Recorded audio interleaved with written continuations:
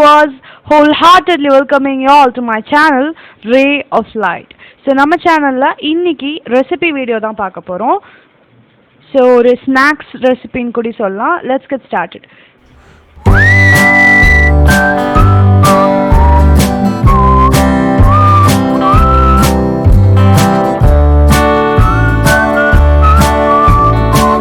Ingredients has been listed. Please pause the video and note it down, guys. 6 eggs, அப்புறம் வந்து Maida, then sugar, ghee and rice flour, plus soda, baking soda and salt. இதான் ingredients. So ஒரு நல்ல ஒரு இதை எடுத்துக்கோங்க. நல்லா பெருசாக இருக்கிற மாதிரி ஒரு வெசல் எடுத்துட்டு அதில் வந்து ஒரு 6 eggs பிரேக் பண்ணி போட்டுக்கோங்க. இந்த சேம் மெஷர்மெண்ட்ஸில் நீங்கள் பண்ணுறீங்க அப்படின்னு சொன்னால் உங்களுக்கு வந்து 6 eggs தேவைப்படும். இதவே நீங்கள் வந்து ஹாஃபாக கூடி பண்ணிக்கலாம். மேக்ஸிமம் ஒரு 15 days தான் நம்ம வந்து ஸ்டோர் பண்ண முடியும் இந்த ரெசிபி பொறுத்த வரைக்கும். ஸோ ஹாஃபாக பண்ணுறீங்க அப்படின்னு சொன்னால் இதவே அப்படியே ஹாஃபாக பண்ணிக்கோங்க. நம்ம இன்றைக்கி வந்து 750 grams வச்சு பண்ணுறோம்.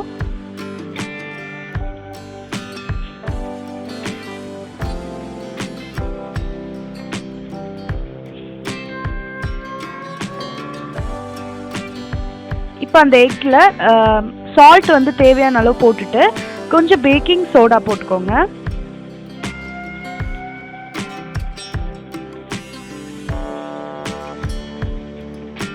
போட்டுட்டு சுகர், நம்ம மெஷர்மெண்ட் சொல்லியிருந்தோம் இல்லையா, 350 grams சுகர், அதை ஆட் பண்ணிவிட்டு நல்லா நீங்கள் வந்து ஒரு ஃபோக் வச்சு நீங்கள் வந்து மிக்ஸ் பண்ணி கொடுத்துக்கோங்க.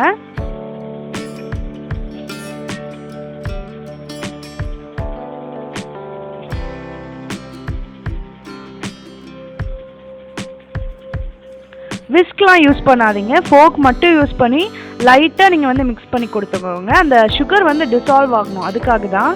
ஸோ விஸ்க் வச்சு ரொம்ப பீட்லாம் பண்ண வேண்டாம் இந்த ரெசிபிக்கு. ஸோ இப்போ அந்த ரைஸ் ஃப்ளார் இருக்குல்ல 160 gram, அதையுமே ஆட் பண்ணிவிட்டு நல்லா மிக்ஸ் பண்ணிவிடுங்க.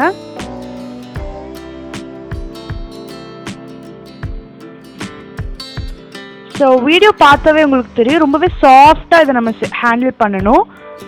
ஒரு சப்பாத்தி டோ மாதிரிலாம் நம்ம போட்டு இதை செய்யக்கூடாது. ஸோ ரொம்ப சாஃப்டாக ஹேண்டில் பண்ணுங்கள்.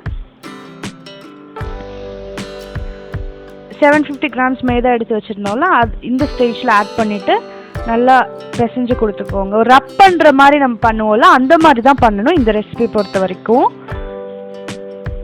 இதுக்கு வந்து தண்ணியெல்லாம் தேவையே படாது. ஸோ நான் சொன்ன மெஷர்மெண்ட்ஸ் வச்சு நீங்கள் இந்த ரெசிபி பண்ணிங்கன்னா உங்களுக்கு தண்ணியே தேவைப்படாது. இந்த எக் அப்புறம் வந்து இந்த எக்ஸ் வச்சே நம்ம வந்து இந்த ரெசிபி முடிச்சிடலாம். ஸோ இப்போ இந்த ஸ்டேஜ் வந்துருச்சா, இது இன்னும் கொஞ்சம் பிசைஞ்சிட்டே இருந்தீங்கன்னு சொன்னால் இதில் வந்து 100 grams கீ ஆட் பண்ணும். 100 grams கீ எடுத்து நல்லா மெல்ட் பண்ணிக்கோங்க. மெல்ட் பண்ணிவிட்டு அதில் ஆட் பண்ணிக்கோங்க. ஸோ வெறும் அந்த எக்கும் இந்த கீ மட்டும்தான் ஒரு லிக்விட் இந்த ரெசிபிக்கு. தண்ணியெல்லாம் அதுக்கு ஊற்றக்கூடாது. ஸோ அப்படியே உங்களுக்கு எது கெட்டியாக இருந்துச்சுன்னு சொன்னால் ரொம்ப கம்மியாக ஊற்றிக்கோங்க. பட் நான் சொன்ன மாதிரி செஞ்சு உங்களுக்கு வந்து தேவைப்படாது. ஸோ இப்போவே ஒரு டோ கன்சிஸ்டன்சிக்கு வந்துருச்சு இல்லையா. ஸோ ஜஸ்ட் அப்படியே திருப்பி போட்டு பிசைஞ்சிட்டே இருங்க.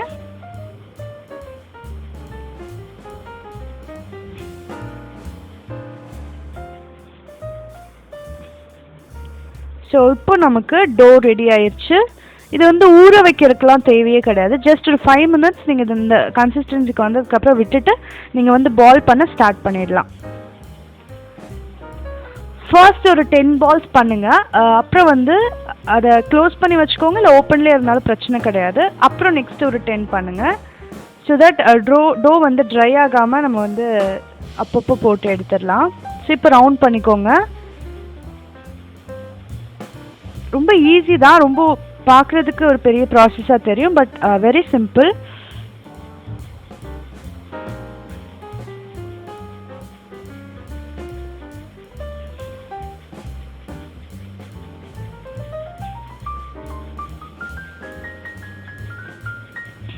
இப்போ பால்ஸ் போட்டாச்சு. அதை வந்து ஒரு 2 கட் கொடுத்துக்கோங்க. ஸோ இந்த மாதிரி கட்ஸ் கொடுத்துட்டிங்கன்னா ஒரு 4 பார்ட்ஸாக அது நம்ம பொரிச்சு வரும்போது அழகாக இருக்கும். இது வந்து ஒரு நோ பேக் ரெசிபி தான். இது வந்து பேக்கிங் பண்ண முடியாது. ஸோ நம்ம இது வந்து ஃப்ரை பண்ணி தான் எடுக்க போகிறோம்.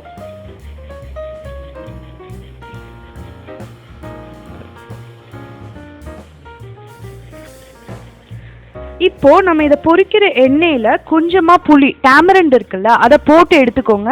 ஸோ தட் நம்ம ரெசிபி வந்து கரையாது. ஒரு லெமன் சைஸ் எடுத்துகிட்டு அதில் எண்ணெயில் போட்டு ஒரு 1 minute அளவுக்கு பொரிச்சு எடுத்துக்கோங்க. பொரிச்சு எடுத்துட்டு அப்புறம் நம்ம இந்த இதை போடலாம்.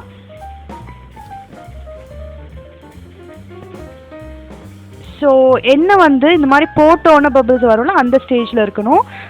ஃப்ளேம் வந்து ரொம்பவே லோ டு மீடியம் அந்த அளவில் தான் இருக்கணும். ஹை ஃப்ளேம் வச்சிடாதீங்க.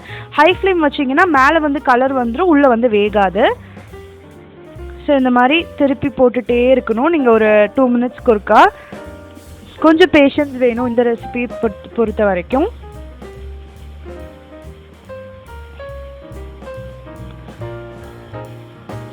ஸோ மேக் ஷுர் ரொம்ப சாஃப்டாக ஹேண்டில் பண்ணுங்கள். கொஞ்ச நேரம் நீங்கள் திருப்பி போட்டுட்டு இருக்கும் போது உங்களுக்கு இந்த கலர் வந்துடும்.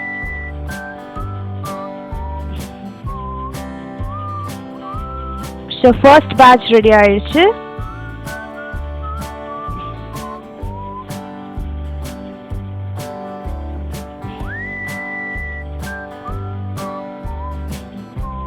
ஃபர்ஸ்ட் இந்த மாதிரி போட்டு ஆற விட்டுடுங்க. ஆற விட்டுட்டு நீங்கள் வந்து ஸ்டோர் பண்ணிக்கலாம்.